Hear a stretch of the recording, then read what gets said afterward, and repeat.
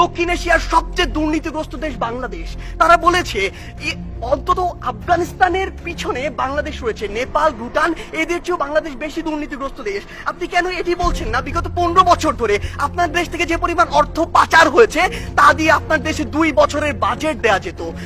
তৃতীয় বক্তা আসছেন সার্জিস আলম, তার নির্ধারিত সময় 5 মিনিট 30 সেকেন্ড।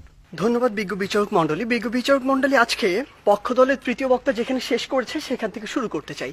তিনি মাত্র বললেন যে ওয়ার্ল্ড র্যাঙ্কিংয়ে পাকিস্তানের 9টি বিশ্ববিদ্যালয় রয়েছে, কিন্তু সবচেয়ে দুঃখের কথা সেটি পাকিস্তানের মতো রাজনৈতিকভাবে এত বড় একটি অস্থিতিশীল দেশেরও যখন 9টি বিশ্ববিদ্যালয় 1000-এর মধ্যে র্যাঙ্কিংয়ে থাকে বিশ্বে, আমার বাংলাদেশের 3টিও থাকে না।